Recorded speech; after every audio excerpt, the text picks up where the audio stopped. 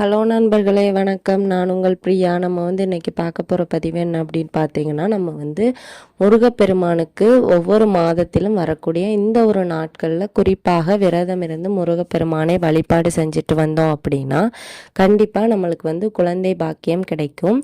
அது எந்த நாள், அதில் என்னென்னலாம் பண்ணலாம், அதை பற்றின பதிவு தான் நம்ம இந்த வீடியோவில் பார்க்கலான்னு இருக்கோம். அதற்கு முன்னாடி நீங்கள் இந்த பதிவு பார்க்கக்கூடிய முருக பக்தர்களாக இருந்தீங்க அப்படின்னா ஓம் சரவணபவா போற்றிங்கிறத நம்மளோட கமெண்ட் பாக்ஸில் கமெண்டாக போஸ்ட் பண்ணுங்கள். நம்மளோட சேனலை நீங்கள் இது வரைக்கும் சப்ஸ்கிரைப் பண்ணாமல் பார்த்துருந்தீங்க அப்படின்னா மறக்காமல் சப்ஸ்கிரைப் பண்ணி வச்சுக்கோங்க. இது போல் முருகர் சம்மந்தமான பயனுள்ள தகவல்களை நீங்கள் தொடர்ந்து பார்த்து தெரிந்து கொள்ள முடியும். இப்போ வாங்க நம்ம பதிவுக்குள்ளே போகலாம். நம்ம ஒவ்வொரு மாதத்திலையும் வரக்கூடிய இந்த சஷ்டி நாட்களில் முருகப்பெருமானுக்கு விரதம் இருந்து முருகப்பெருமானை வழிபாடு செஞ்சுட்டு அவரோட கோவில்களுக்கும் சென்று நம்ம வழிபாடு செஞ்சுட்டு வந்தோம் அப்படின்னா கண்டிப்பாக நம்மளுக்கு குழந்தை பாக்கியம் கிடைக்குமா. எத்தனை சஷ்டி விரதம் இருக்கணும் அப்படிங்கிற டவுட்டும் நிறைய பேருக்கு இருக்கும். குறைந்தபட்சம் 5 சஷ்டியாவது மாதத்தில், குறைந்தபட்சம் 5 மாதத்தில் வரக்கூடிய சஷ்டியாவது நம்ம விரதம் இருக்கணும்.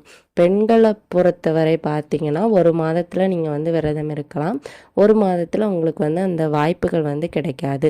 ஸோ ஒவ்வொரு மாதத்திலையும் 2 விதமான சஷ்டிகள் நம்மளுக்கு இருக்குது. வளர்பிறை சஷ்டியும் இருக்குது, தேய்பிறை சஷ்டியும் இருக்குது. நம்ம கஷ்டங்கள் தேய்ந்து போவதற்காக தேய்பிறை சஷ்டியும், ஒரு விஷயத்தை வளர்ச்சி அடைய செய்வதற்காக வளர்பிறை சஷ்டிலையும் நம்ம முருகப்பெருமானை வழிபாடு செய்ய சொல்கிறோம்.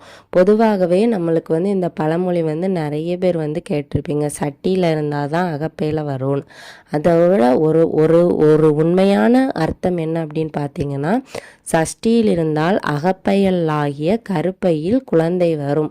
இதுதான் அதோட உண்மையான அர்த்தம். ஆனால் நம்ம அது பேச்சு வழக்கில் மருகி அது சட்டியில் இருந்தால் ஆப்பையில் வரும் அப்படின்னு சொல்லிட்டாங்க. ஸோ நம்ம நம்பிக்கையோட ஒவ்வொரு சஷ்டியும் விரதம் இருக்கணும். ஒரு சில பேர் விரதம் இருப்பாங்க, நான் இல்லைன்னு சொல்ல மாட்டேன்.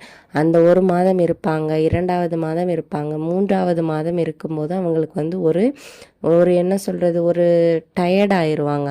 என்ன நம்ம ஒவ்வொரு மாதமும் முருகனை நம்பி விரதம் இருக்கோம், ஆனால் நம்ம கிடைக்கவே இல்லை அப்படிங்கிறதும் கண்டிப்பாக இருக்கிறாங்க.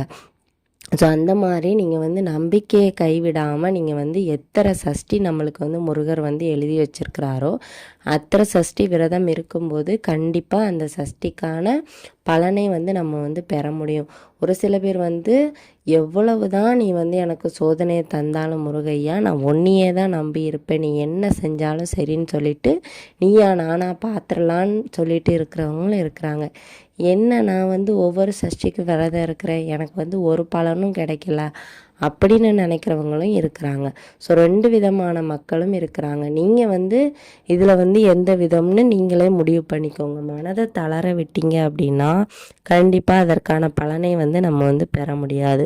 எவ்வளவு கஷ்டம் வந்தாலும், எத்தனை மாதம் நீங்கள் சஷ்டிக்கு விரதம் இருந்தாலும் மனதை தளர விடாமல் நீங்கள் குழந்தைக்காக விரதம் இருந்து அதை செஞ்சுட்டு வந்தீங்க அப்படின்னா கண்டிப்பாக உங்களுக்கு குழந்தை பாக்கியம் கிடைக்கும். என்ன செய்யணும் அப்படின்னு பார்த்தீங்கன்னா ஒன்றுமே இல்லை, சிம்பிளாக காலையில் எழும்பி குளிச்சுட்டு உங்களால் காலையில் கோயிலுக்கு போக முடிஞ்சால் கோயிலுக்கு போயிட்டு வீட்டில் தீபம் ஏற்றுங்க. இல்லை வீட்டிலே தீபம் ஏற்றிட்டு மாலை நேரம் கோயிலுக்கு போயிட்டு நீங்கள் விரதத்தை நிறைவு செய்யணும்னா நிறைவு செய்யுங்க. ஒரு சில பேர் ஃபுல்லாகவே அன்றைக்கி விரதம் இருப்பாங்க. கோயிலுக்கு காலையில் போனீங்க அப்படின்னா கண்டிப்பாக கோயில்களில் பிரசாதங்கள்லாம் தருவாங்க, அதை வாங்கி சாப்பிட்டனாலும் ஒன்றும் பிரச்சனை இல்லை. உங்கள் விரதம் ஒன்றும் தடைப்பட்டு போயிடாது. முருகப்பெருமான் அன்னைக்கு உங்களுக்கு எதெல்லாம் அருளியிருக்காரோ அதெல்லாம் கண்டிப்பாக நடக்கும். நீங்கள் சாப்பிட்டணும்னு எழுதியிருந்தார் அப்படின்னா கண்டிப்பாக நீங்கள் சாப்பிட்டு தான் ஆகணும்.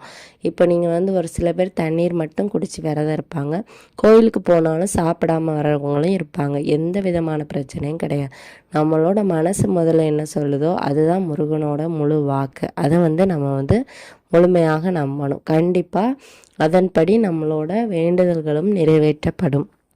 எப்படி நீங்கள் ஒவ்வொரு சஷ்டிக்கும் செஞ்சுட்டு வரணும். கோவிலுக்கு போகிறீங்க அப்படின்னா கோவிலுக்கு போகிற அந்த ஒவ்வொரு நாள்லையும் நீங்கள் வந்து தயிர் வாங்கி கொடுங்க. அபிஷேகத்திற்காக தயிர் வாங்கி கொடுக்கும்போது தயிர் வந்து குழந்தை பாக்கியத்தை நம்மளுக்கு வந்து தரக்கூடியதான். முருகப்பெருமானுக்கு அதுவும் நம்ம வந்து வாங்கி கொடுக்கும்போது இந்த சஷ்டி நாட்களில் கண்டிப்பாக நம்மளுக்கு வந்து 100% குழந்தை பாக்கியம் கிடைக்கும் அப்படின்னு வந்து சொல்லப்படுது. ஸோ அதனால் மறக்காமல் நீங்கள் வந்து குழந்தை பாக்கியத்திற்காக விரதம் இருக்கிறீங்க அப்படின்னா தயிர் வாங்கி கொடுத்து பூஜைகளில் கலந்துக்கிட்டு முருகப்பெருமானோட அபிஷேகங்கள் எல்லாம் கண்குளிர பார்த்துட்டு நீங்கள் வாங்க. சஷ்டி அன்னைக்கு இப்படி ஒவ்வொரு மாதமும் நீங்கள் வந்து சஷ்டியில் வந்து விரதம் இருந்து முருகப்பெருமானை வழிபாடு செய்யும்போது கண்டிப்பாக உங்களுக்கு வந்து முருகப்பெருமானோட முழு அருளும் கிடைக்கும், குழந்தை பாக்கியமும் கிடைக்கும். அன்னைக்கு அந்த சஷ்டி அன்னைக்கு நீங்கள் வந்து முருகப்பெருமானுக்கு காலையில் இருந்து சொல்ல வேண்டிய நாமங்கள் என்ன அப்படின்னு பார்த்தீங்கன்னா ரொம்ப சிம்பிளான ஒரே ஒரு நாமம் தான் நான் சொல்கிறேன். ஓம் சஷ்டிபதையே நமோ நமக. இதை வந்து நீங்கள் வந்து உங்களால் எத்தனை முறை சொல்ல முடியுதோ இல்லை நோட்டில் எழுதுங்க. எழுதும் போதும் சொல்லும் போதும் அதற்கான பலன்கள் நம்மளுக்கு வந்து பன்மடங்காக கிடைக்கும். சொல்லுறதை விட எழுதும்போது இன்னும் பன்மடங்காக கிடைக்கும். ஸோ மறக்காமல் நீங்கள் வந்து ஒவ்வொரு சஷ்டியும் விடாமல் ட்ரை பண்ணுங்கள். கண்டிப்பாக உங்களுக்கு வேண்டுதல்களுக்கான பலன்கள் வந்து கிடைக்கும். முருகப்பெருமான் நம்மளோட வேண்டுதல்களை கட்டாயம் நிறைவேற்றி தருவார். இந்த பதிவு வந்து ஒவ்வொரு முருக பக்தர்களுக்கும் உபயோகமாக இருக்கும்னு நினைக்கிறேன். உபயோகமாக இருந்தது அப்படின்னா லைக் பண்ணுங்கள். நம்மளோட வீடியோவை உங்கள் நண்பர்களுக்கும் ஷேர் பண்ணுங்கள். இந்த வீடியோவின் முழு பதிவை பார்த்த அனைத்து நண்பர்களுக்கும் மிக்க நன்றி.